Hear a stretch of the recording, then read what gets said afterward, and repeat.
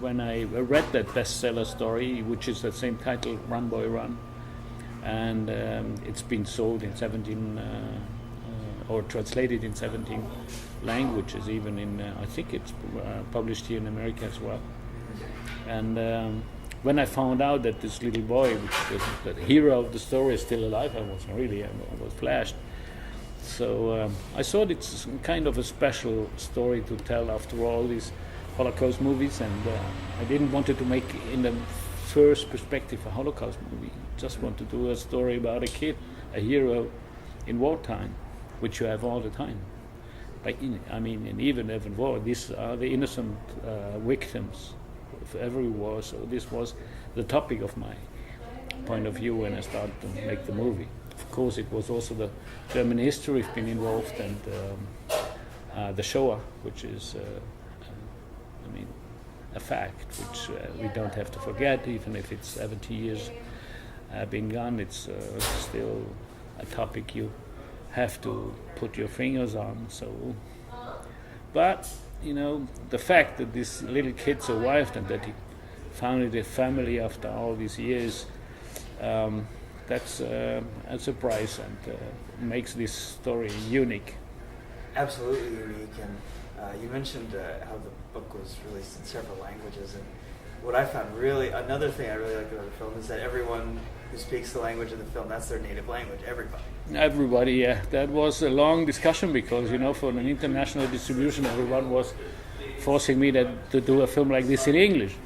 But, if you do this in English, I did it once, in Spain, everyone, it's something, you have to cast in English, you have to, but I found, these images, these Polish images, these faces who are telling you stories, the attitude to live in a culture, like in the Polish post-war culture, this makes this kind of authenticity, which was so important for me, the truth, authenticity is which I decided in a real time, when the German meets a Polish guy, they have to manage this kind of stuff. So it's a little bit, getting to the truths of history, even if you reconstruct it in a feature film.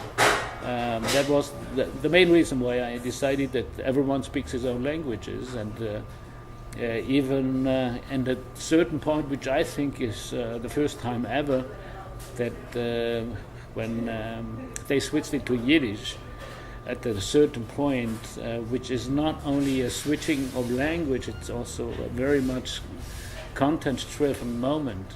So when this boy who was hidden his real identity to survive, at that moment when he gets to trust this guy who wants to help him, this Jewish guy who brought him to an orphanage, he starts speaking Yiddish with him, and the boy responded in Yiddish.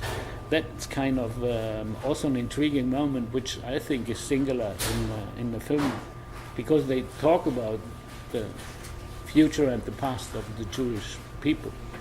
So at that point, I felt that's a really important point, which is, undermining this importance that everyone speaks his own language. And so the Russian speaks Russian, the German, and that makes this stuff believable. Yeah, I think it helps a lot and it adds a lot, because you see a lot of movies where it's clear that the person speaking this language is not their native language.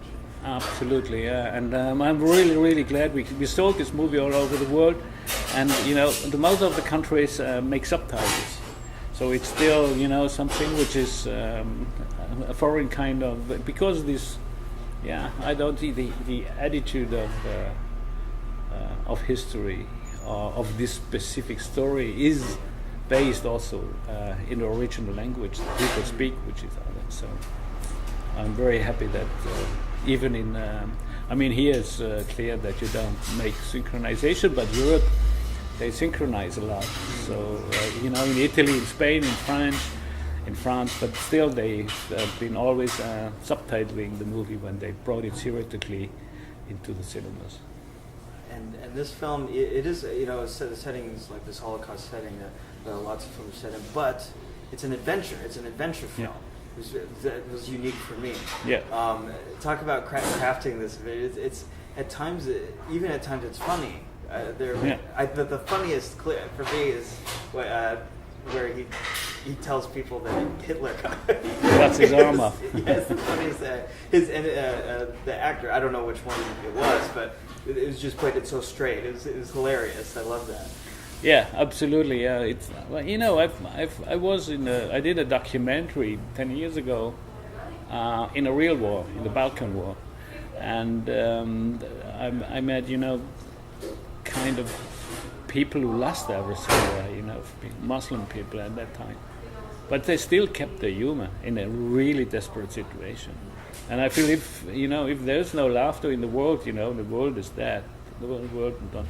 So I'm always that in a tragedy, humor has to be involved in it. Otherwise, also audience is not standing a film which is. This is a hard movie in terms of what's going to happen to that boy, and your identification with this little hero is from the first moment when he's beaten up very heavily. You've been with this little boy over 100 minutes, and sometimes you have to laugh. Sometimes you see the cleverness in his eye, and he's not doing to make a joke. He's doing it to get some food more. Right. Right. Yes. So there is a deeper sense also in it. But and you're right. I was thinking about how to put a subject like this 70 years after the Holocaust to reach young people like you. It's. In Germany or in Europe, the people had to have, oh no, don't give me that stuff. That's yours. It's old stuff. You don't want. And to bring them into the cinema, to pay them, an admission ticket. It has to be something more to intrigue them. So the word of mouth go, well, we have to see it. It's an adventure movie. So even it's been played a lot in school. A lot of school classes going into it and looked at it. So, the target was younger people to get involved in the project more than the older one. Wow, and I think what makes it, certain elements of the film feel like we said, it's an adventure movie. I've seen many children's movies that are structured like this, that it's a young boy on an adventure, but I think what's great is that it doesn't sugarcoat anything about that time period. It's a brutal movie. Yeah. Yet, it's also an adventure. It's an adventure, but it's a brutal movie, yeah. Yeah, and that works. I don't know if I've seen a movie quite like that, where it's a young person on an adventure, but it's terrible. Yeah, I think it's also what was an adventure for me to do, because if you think about a young hero in the age of 8, I mean it's a period of 4 years, so he's the time period of a child between 8 years and 12. So, and he's carrying the whole story in the movie. He's carrying the entire movie. He's in every single shot. Yeah, this little boy is, if you have the third sense, there's always a big guy, like Bruce Willis is, for example, and the little boy. But here, this little boy has to carry the movie. He has, he's doing it really great. We need to talk about the twins. Oh yes. How is it working? The performances are so consistent. Yeah. It was, I'm not actually was searching for twins. I was casting it afterward. Yeah, I always said it would be a great luck if I get twins. Interesting. On top that I am a twin as well. Yeah, I'm an identical twin as well. So I know the psychological side of on twins very good. So when I was casting 700 kids over a period over a year, and at the end there were only 2. And at that moment I have to decide, and I was choosing from those both and Jay. And when I chose him, he told me that he has a twin brother. I didn't know that at that moment. No, oh, wow. I was casting him because of his talent and the kind of charisma he has as a kid, and the intelligence. He's a very, very smart boy, and his brother as well. So, because his brother did already a movie, only a little part. So the parents said, if one twin had a part in a movie, you should have also one. So he was there as a single person. Then I asked him to bring him to the rehearsals, and in the rehearsals I really realized that they are, as I am a twin as myself, I felt there's two different persons, but they look similar. One was very sensitive. He could, was able to cry. The other one wasn't able to cry. So, but he was, the more forced, the more extrovert person, who's extravagant. He was going on to these big actors and facing them with his eye, and the other one was really shy and was really, close to the water. He was very, very sensitive. So I could use those in the ability they had on special terms. So when the boy has to cry, I took Kamil, and when he has to go to the fights, I took the other one. So that's an incredibly advantageous situation, because absolutely. Not only, having twin child actors has its clear advantages, but also you're a twin, so you get it. You get how they work together. Yeah, I understood the psychology of those guys. I knew that as a twin in that age, you need each other. You can't work with a twin without the other one. So that's because he was missing him, the twin brother, more than his father and his mother. So, but in the age of 8 to 12, they've been 10 years old when we shot. This is the most important thing. Your twin brother, he has to be on your side for self-consciousness, for comfortability, and as I know exactly how they work, there is no I, it's only we, but still they are different. And as I know it by myself, and I know my brother and me, the difference between the secret in the communication of twins.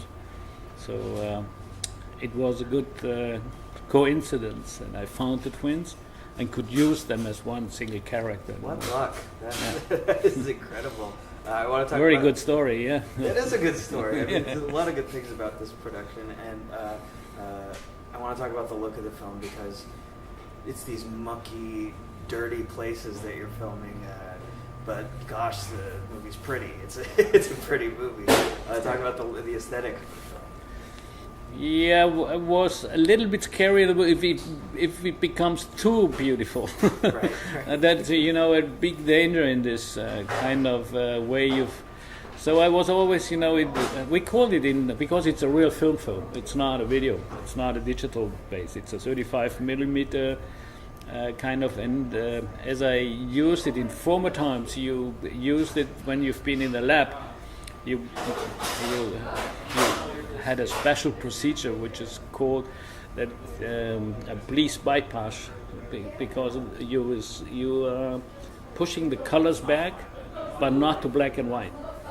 So you could do that nowadays also on a digital basis, but I always felt black and white is too historical and too artificial. It became an art movie, and to have the bright colors, it becomes too beautiful. So we worked only with real light, actually, which we had. We don't have so much artificial lights. Really? Yeah, we're just using the sun and with mirrors. And when we've been indoor, we have the mirror going through the windows, and we had that pushback of the colors. And of course, a beautiful, outstanding DOP. Yes, yeah, absolutely. Yeah, we storyboarded the whole movie, which is also something which is not usual in Germany or in Europe. It's smaller production hadn't normally the money to do this kind of stuff, but we did it, and because if you work with kids, you've been only allowed to shoot normally 5 hours a day. That's the law. So the other side of the production, we were lucky we have twins, so we had the entire time to shoot. But still, you are working with kids, a lot with the kids, and you have to be prepared when you shoot with them. Otherwise, you go. We had a lot of shooting days, but if you're not being prepared, if you do, we're gonna be lost. A final question. In my research about you and about the film, I read or saw that you said this was one of the best times of your life making this film. Why was that? I don't know actually, because normally as a film director, you say, the most difficult things in making a movie are kids, animals, and shooting outdoors, because and we had all these things in there, and I said, oh fuck, it could be hell, So animals were not working, the cats are not working, it's raining, but I had such a brilliant team by chance. The head of departments I knew, but sometimes it comes together that it was just a brilliant, good time. It was a good. So there was a star over this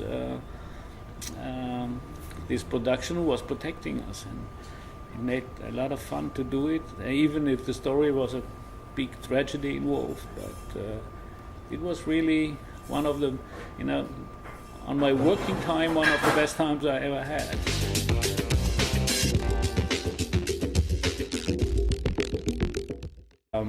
That's a surprise, and makes this story unique. Absolutely unique, and you mentioned how the book was released in several languages, and what I found another thing I really liked about the film is that everyone who speaks the language in the film, that's their native language, everybody, yeah. That was a long discussion, because, for an international distribution, everyone was forcing me to do a film like this in English. But, if you do this in English, I did it once in Spain, everyone, it's something, you have to cast in English, you have to, but I found, these images, these Polish images, these faces who are telling you stories, the attitude to live in a culture like in the Polish post-war culture. This makes this kind of authenticity, which was so important for me, the truth, the authenticity.